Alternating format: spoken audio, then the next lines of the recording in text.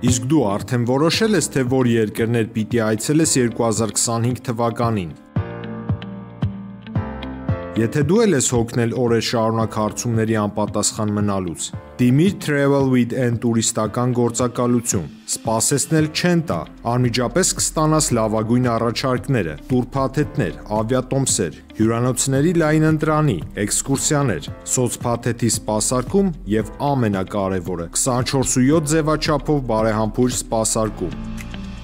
Travel with N 095 89 20 48 Բարև ձեզ հարգելի հեռուստատողներ, մենք շարունակում ենք կարևորագույն թեմաների քննարկումները, այս բան ես զրուցում եմ քաղաքագետ Երվանդ Բոզոյանից, շնորհակալ եմ պարոն Բոզոյան մեր հավերն ընդունելու համար։ Նիկոլ Փաշինյանը շաբաթներ շարունակ եւ իր ամբողջ քարոզչա մեքենան պնդում էին, որ Ադրբեջանի հետ այլևս խաղաղությունը հաստատված է, ժողովուրդ հանգիստ ապրեք, արարեք, հա, չնայած հնարավորություններ իհարկե չեն ստեղծում դրա հայտարարություններին զուգահեռ, բայց այս հայտարարության ֆոնին տարօրինակ էր ՄԱԿ-ի գլխավոր անսամբլեայի ամբիոնից իր հնչեցրած հայտարարությունը դժգոհում էր Ալիևից եւ ասում էր, որ Ալիևը պատերազմի խոսույթ է օգտագործում, էսկալացիա հրահարող խոսույթ է, խաղաղություն չէր հաստատվել, ինչի էր ՄԱԿ-ի ամբիոնից դժգոհում Ալիևի հայտարարությունից։ Ալիևը իր հայտարարությունի բովանդակությունը չի փոխել, ոչ այն ժամանակ էր ուրիշ բան ասում, ոչ էլ հիմա է ուրիշ բան ասում։ Գիտեք, զարմանալի էր ընդհանրապես իր ելույթը ՄԱԿ-ում առաջին մասով ինքը բոլորին շնորհավորեց, որ տարածաշրջանում հաստատված է խաղաղություն, երկրորդ մասում սկսեց բողոքել այն մասին, որ Ալիևը օգտագործում է Զանգեզուրի միջանցք խոսույթը, օգտագործում է, որ Հայաստանը պարտություն է կրել եւ որ Գանջեի այդ հայտնի ֆորումի ժամանակ շատ վիրավորական գնահատականներ հնչեցին Հայաստանի նկատմամբ, այսինքն բացացի իր խոսույթի առաջին մասը հակասում էր խոսույթի երկրորդ մասին։ Թվում էր, թե այդ հակասությունը այդ մարդու բնորոշումն է, բայց իրականում եթե դուք նկատեցիք այդ իր խոսույթի մեջ կար մի խայտառակ ասիական խորը մակարդակի քծնանք առ Էրդողան եւ տպավորությունը այնպեսին էր, որ Փաշինյանի երազանքը փաստացի Էրդողանի գործընկեր դառնալն է եւ ինքը հասնել է իր նպատակին։ Էլ չասեմ, որ Տրամպի հանդեպ այնպեսի քծնանք կար, որ ուղղակի նույնիսկ դիծաղելի էր, ասենք, ամերիկյան փորձագետները, որ վերլուծում էին ընդհանրապես Ալիևին եւ Փաշինյանին, զարմացել էին նախ Փաշինյանի այդ քծնանքի վերաբերյալ Էրդողանի նկատմամբ, որտեղ բոլորը գիտեն ընդհանրապես Թուրքիայի դերակատարումը այս տարածաշրջանում ինչպիսին է եղել,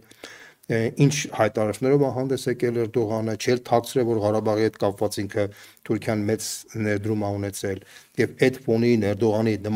Փաշինյանի նման գնահատականները բոլորի համար տարօրինակ եւ զարմանալի էր։ Զարմանալի էր նաեւ, որ ինքը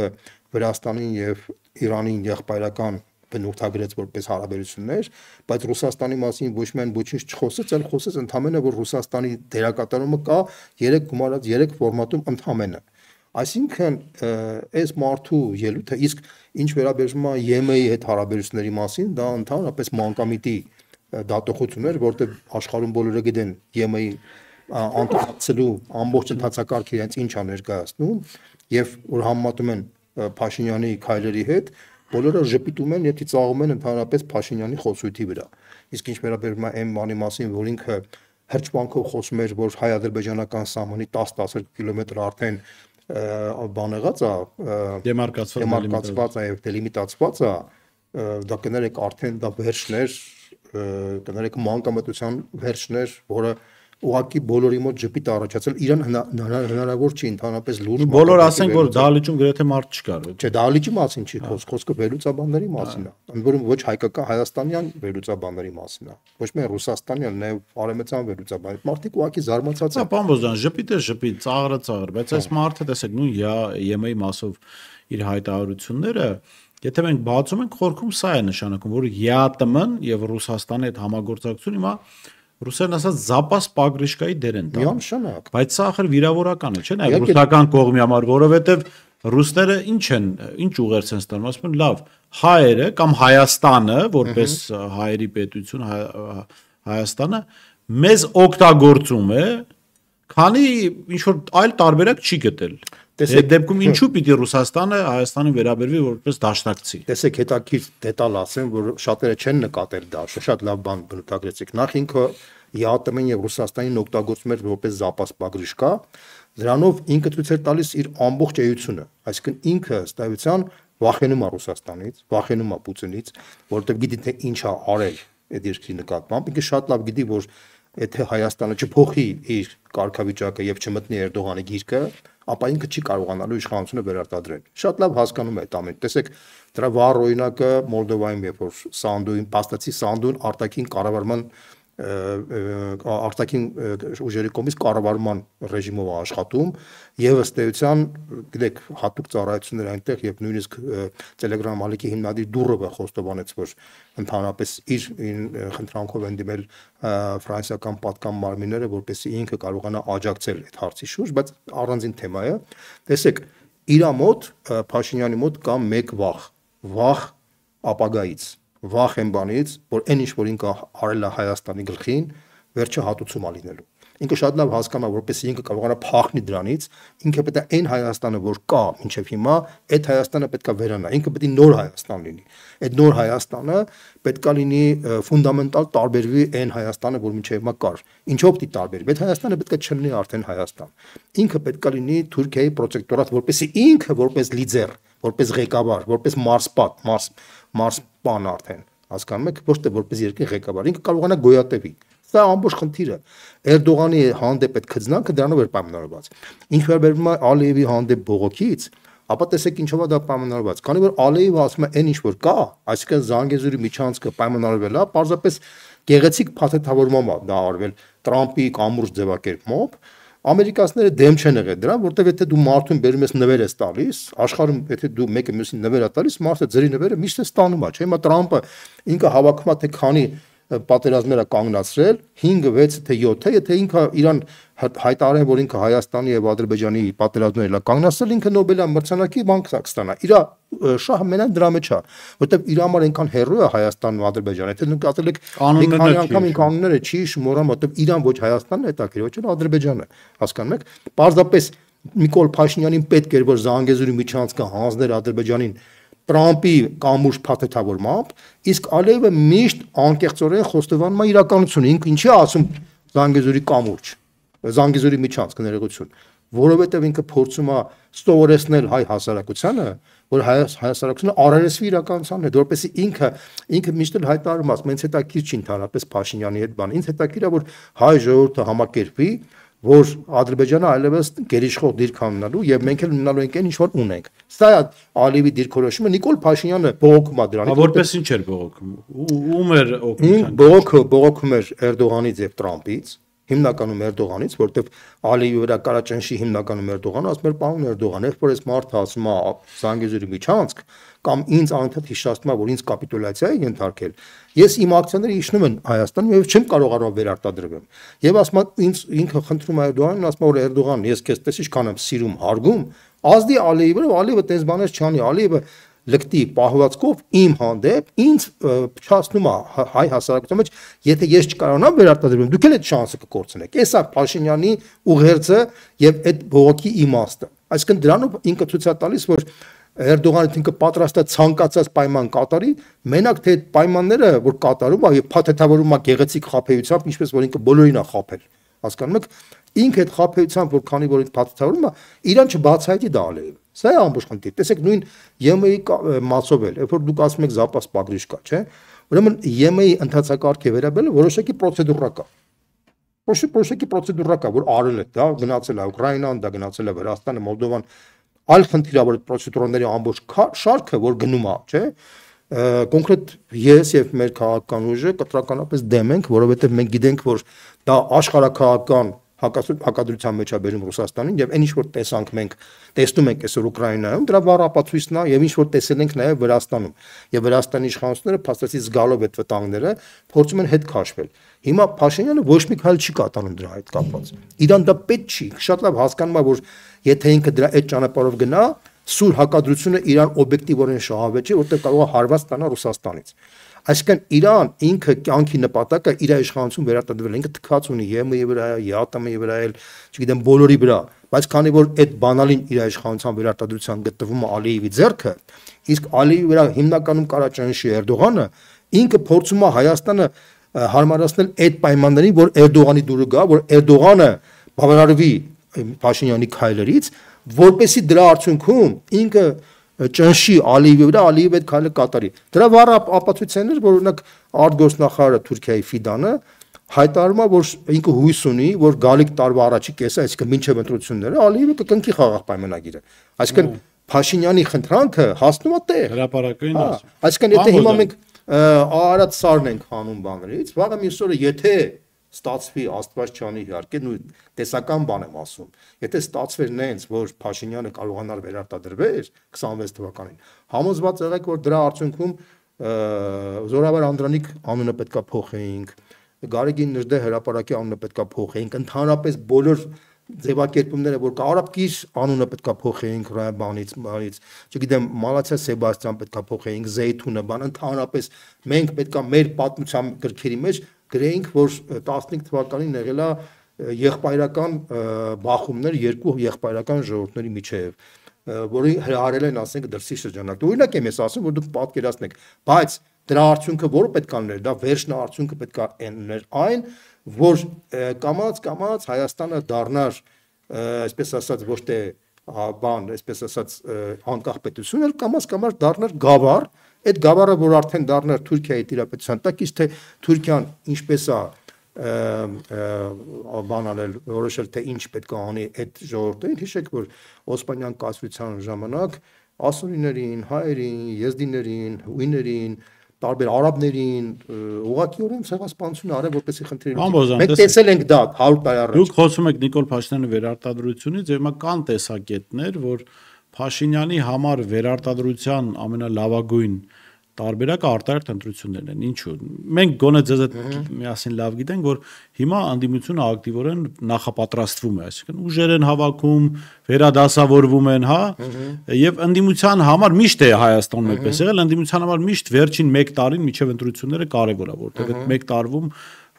տարբեր հարցեր են փորձում լուծել։ Հիմա ինչ Փաշինյանը լավ է հասկանում, որ ինքը վարկանիշ չունի գրեթե։ Եվ Գյումրու, եւ Վանաձորի, եւ հիմա վստահ եմ վաղ շաբաթի ընտրությունները ցույց են տալու, Փարաքարի ընտրությունները, որ Նիկոլ Փաշինյանը վարկանիշ ունի եւ պետական ամբողջ ռեսուրսի կիրառմամբ մաքսիմում 30% կարող են հավաքել, իսկ իր սատելիտ ուժերը ոչնչացված են այդպես։ Գյումրին դրա վառ ապացույց։ Եվ այս վերլուծությունների հիման վրա ասվում է, որ իր համար լավագույն տարբերակը արտահերթ ընտրությունների գնալն է, որպեսզի անդիմությունը չկարողանա վերապատրաստվել, վերազինվել, վերափոխվել, վերադասավորվել, այն ինչ որ անում են մարդիկ ուժերը ընտրություններից առաջ։ Ձեր տեսակետը։ Տեսեք, ես համաձայն չեմ դրա հետ, որտեվ 30 տարվա փորձը Հայաստանի ընդհանրապես այլ երկրների փորձը ցույց է տալիս, որ իշխանությունը սովորաբար գնում է արտահերթ ընտրությունների այն ժամանակ, երբ որ վստահ է լինում, որ ինքը հաղթելու։ Օրինակ 18 թվականին, երբ որ ինքը եկել էր իշխանության, ինքը գնաց արտահերթ ընտրություններ, որտեղ վստահ էր, որ ինքն է մեծ վարկանիշ։ Հասկանում եք, 21 թվականին ինքը պարտադրված գնաց արտահերթ ընտրությունների, որտեղ կար ազգային շարժում, բողոք փրկության շարժում կար, այդ փրկության շարժումը պետք է հանգուցալուծվեր ինչ-որ ձևի, այդ կոմպրոմիսը այդ արտահերթ ընտրություններն են, ինքը ստիպված գնաց դրան։ Հիմա այս պայծրությամբ իրան ոչ մեկ չի ստիպում, որ ինքը գնա արտահերթ ընտրությունների։ Ավելին ինքն է գիտի, որ վարկանիշ չունի։ Այս այդ պարագաներում սովորաբար քաղաքագիտական տեսակետից իշխանությունը չի գնում արտահերթ ընտրությունների, որտեղ հիմա թվում է թե ընդդիմությունը փլուզված, քանդված վիճակի մեջ է,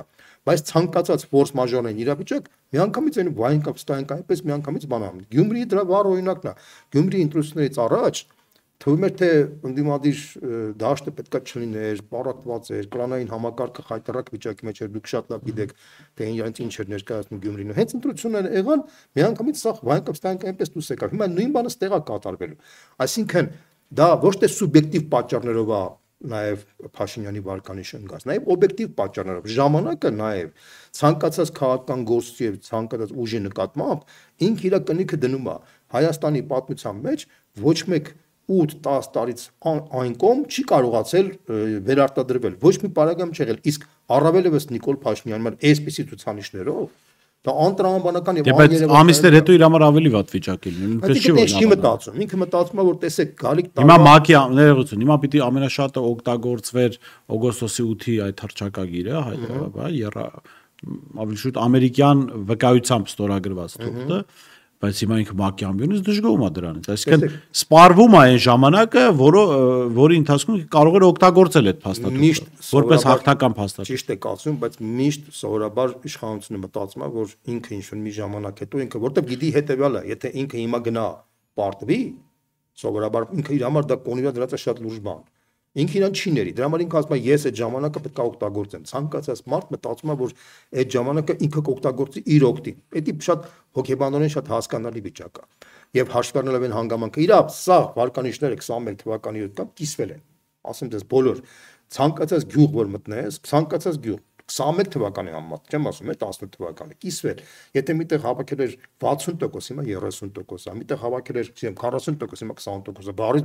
անենց զարմանալի մաթեմատիկական թվաբանությունը կիսել է իր վարկանիշը, ուղղակի շշմել կարելի է։ Տեղեր կա, որ ընդհանրապես ամանչում են իր անունը տալ, սենց ասեմ ձեզ։ Այսինքն ինչ եմ ուզում ասում, շատ լավ հասկանում է դա։ Ինքը հույս ունի, որ այնուամենայնիվ հույս ունի, որ ինչ-որ հանգամանքներ կփոխվեն, օբյեկտիվ աշխարհակաղակական գործոններ կփոխվեն։ Մարդը միշտ հույսով է ապրում, ինքն էլ հույսով է ապրում։ Այսինքն հետո գալիք տարվա գարնանը, օրինակ, այստեղ պետք է մեծ ֆորում լինի, որտեղ պետք է տասնյակ երկրների ղեկավարներ գան, ինքը հույս ունի, որ այդ տասնյակ երկրների ղեկավարները որ գան իր հետ բարևեն, բան, իսկ մեր ժողովուրդը սիրում է, չէ՞, այդ կերպար, այդ տեսքը, տեսարանը, արտաքին տեսարանը քաղաքականապես ոչ ակտիվ զանգվածը դա ազդում է, ինքը դա էլ է հույս ունի, որ կաշխատի։ Հետո ինքը հույս ունի, որ այնուամենայնիվ Էրդողանը կճնշի Ալիևի վրա եւ Ալիևը այդ թուղթը կտա։ Հետո ասես մի հատ ուրիշ բան էլ ասեմ, Էրդողանին Ալիևին շահավետ է, որ մաքսիմալ ձգի այդ թուղթը տալը, որպեսզի մաքսիմալ շատ զիջումներ կորզեն Փաշինյանից։ Ես վստահ եմ, դες մի բան ասեմ, կարող է սխալվում եմ, բայց ես ինքս ներքուստ վստահություն ունեմ, որ մինչև ընտրությունները Ալիևը թուղթը տալու է Նիկոլ Փաշինյանին, որպեսզի իր ակցիաները մեծանա։ Եվ ինքը դրան է սպասում։ Որտեվ Ալիևին պետք է որ Փաշինյանը վերընտրվի։ Էրդողանին է պետք ավելի շատ։ Էրդողանին է պետք։ Տեսեք, Էրդողանը ես որ ուշադիր վերլուծում եմ թուրքական վերլուծական շրջանակներին, իրանք ասում են 100 տարվա մեկ բան հնարավորությունների պատոհան է բացվում տարածաշրջանում։ Հիմա Նիկոլ Փաշինյանը դա մեր հնարավորությունների պատոհանն է։ Եթե մենք այս շանսը չօգտագործենք, մեր վերջը մենք գլխին խփելու ենք դրա համար։ Ալիևը մի քիչ ուրիշ մոդելի մեջ է։ Ալիևը ասում է ինձ պետքա որպեսի ոչ թե Նիկոլ Ամրագրեմանից դեռ բերել են վերջնական։ Ինքը ասում է ինձ պետքա ոչ թե Փաշինյանը իմ հետ ստորագրել հայ ժողովուրդը։ Ինքը ասում է եթե հայ ժողովրդից ինչ-որ մեկը դառնա նոր ղեկավար, գա իմ հետ ստորագրի, իմ համար դա ավելի արժեքավոր կլինի, քան որ Նիկոլ Փաշինյանը, որտեղ ես գիտեմ, որ Նիկոլ Փաշինյանը դավաճան է իր ժողովրդի համար։ Իսկ դավաճանների թուղթը առ ոչինչ է։ Ինքը տենց է մտածում, ինքը ասում է իմ համար առավել կայուն եւ ավելի հեռանկարային է, որ Հայաստանի ներկայացուցիչ չգա ստորագրի իմ հետ։ Մեկը այս իմ ուժերը, իմ դիրքերը ուժեղ են։ Այդ մտածողությունը մեջ է, որը շահավետ չի Փաշինյանին։ Հասկանում եք էսա խնդիրը։ Էրդողանը տես չի մտածում։ Էրդողանի համար ասում է սա իմ շանսն է, որտեղ այս մարդը ինձ խոսք է տալի Հայաստանը մտցնի Թուրքիայի տակ։ Սա է ամբողջ խնդիրը։ Հասկանալի է, բայց մի բան եւս հասկանալի է, ընտրությունները կարող են կեղծվել։ Ընտրությունների կեղծման հարցում այսպես ժողովուրդ ասած պեչատ ունի արևմուտքը, եվրոպական կառույցները ավելի շատ եւ եթե այս տեսանկյունից ենք նայում, Փաշինյանի հնարավորությունները մեծանում են ընտրություններ կեղծելու եւ ասենք ժմիգից ստանալու իհարկե ժմիգից, որ մի քայլ առաջ էր, չգիտեմ, կես քայլ ձախ էր, երկու քայլ աջ էր, հա, լղոզված, ինչպես միշտ եղել է։ Ճիշտ ես ասում, բայց սա ինչ պիտի պարտադրի ընդդիմությանը։ Ընդդիմությունը ինչ պետք է անի, որպեսզի խուսափի նման սցենարից եւ մասնակցելով ընտրությունների հնարավորություն չտա այս մարդկանց կեղծիքներով վերարտադրվել։ Շատ լավ հարց ես տալիս։ Ես ընդունում եմ, որ ընտրությունները ինքը կարող է լուրջ մակարդակի կեղծել։ Չնայած ես հակված եմ այն թեզին, որ ինքը մաքսիմալ փորձելու է վարչական ռեսուրս օգտագործել։ Մաքսիմալ փորձելու է վարչական ռեսուրսով ընտրազանգվածի հետ փորձելու է լեզու գտնի, որպեսզի այդ յութական բարիկներ տալով մինչև ընտրությունները կարողանա ստանա այսպես ասած ինչ որ արեց հիմա Գյումրիում, հա, sense ձևակերպենք։ Ինչ պետք է անի ընդդիմությունը։ Ես համոզված եմ հաշվի առնելով այն հանգամանքը, որ իսկապես այդ վտանգն էլ կա, բայց պետք է հաշվի առնենք նաև որ Հայաստան ամենայն տոտալիտար երկիր չի։ Հայաստանում նույնիսկ Հայաստանի պես երկրում կեղծիքների որոշակի չափեր կան, որ ավել հնարավոր չի, տես Բեզրազբերնի չես կարա Հայաստանում կեղծես այն ինչ որ ասենք դու չես կարա, չգիտեմ 20-80-ի տանես։ Դու կարաս կեղծես մաքսիմում 5-7% ոչ ավել, հասկանում ես, օբյեկտիվորեն տենց է վիճակը, պլյուս դրան վարչական ռեսուրս։ Իրավիճակն է այդպես։ Եվ ժամանակից տեխնոլոգիաներն են արդեն վիճակը ցարկել, այսինքն կեղծելու որոշակի չափեր կան, որտեղ ավել ինքը չի կարող անցնել, ինքը մաքսիմալ փորձելու է վարչական ռեսուրս աշխատացնել, փող բաժանի, այդ է ինքը փորձելու անել։ Դրա համար պետք է ընդդիմադիր բոլոր շերտերը նախ եւ առաջ պետք է ունեն մեկ միասնական խոսույթ, որ իրանց բոլորը պետք է հայտարարեն, որ այս իշխանությունը ոչ մեկ չի կարող ընդհանուր հայտարարի չի գալու, դա շատ կարևոր է։ Երկրորդը ամեն մի քաղաքական ուժ պետք է իր ընտրազանգվածի հետ առօրյա երեկո աշխատի։ Այն ինչ որ հիմա անում է Մայր Հայաստանը, բոլոր ուժերը պետք է աշխատեն։ Դա շատ կարևոր է, որովհետև մեր հարցումները ցույց են տալիս, որ ասեմ ձեզ իրականում ժողովրդի համարյա կեսը փնտրում են այսպես ասած նոր ուժ եւ իրանց ակնհայտ երևում է, որ իրանց այդ պրակտիկորեն ոչ մեկ չի աշխատում եւ իրանց պատկերացումները շատ լղոզված են, հեղեղուկ են։ Իրանք մեծ հաշվով մերժում են իշխանությանը, բայց հեղեղուկ պատկերացումներ կա, իրանց հետ ոչ մեկ չի աշխատում։ Մեր քաղաքական դաշտի ամենամեծ խնդրը կայանում է այն բանի մեջ, որ մենք բավականին մի քիչ կոպիտ եմ ասում, պորտաբույծ քաղաքական վերնախավ ունենք։ Իրանց թվում է, թե իրանք պետք է սպասեն մինչև ընտրությունների ընտրարշավը, հետո գնան սկսեն բաժանել, սկսել ակտիվ խոստել, բանանել, բանես կոմենկում ու ինչ որ ձայն փախցնել։ Ժողովուրդը դա հասկանում է, ժողովուրդը ներվայնանում է այդ վիճակից։ Հասկանում ես, դա բարից բոնի իմաստով ոնց որ մարդկանց օգտագործել այն բանը, որ մարդիկ կատաղած են Փաշինյանից։ Այսա այդ մակարդակի այս վիճակը դա անթույլատրելի վիճակ է։ Հիմա իրականում դա իրականություն է, դա փաստ է, որ իրականություն է։ Բայց ես մի բան կարամ ասեմ, էլի, որ այն Հայաստանը, որ մենք ենք երազում, որ մենք ուզում ենք, որ իսկապես նոր որակի երկիր ունենանք, այդ Հայաստանում պետք է մենք այնպես մի հատ համակարգ սարքենք, որ քաղաքական համակարգը սերտաճած լինի հասարակության հետ, որ կուսակցությունը հայոյանքի պես չընկալվի, որտեղ հիմա շատ բացասական իմիջ ունի կուսակցություն հասկացողությունը, շատ բացասական։ Մարդիկ չեն ուզում կուսակցական անդամ դառնալ,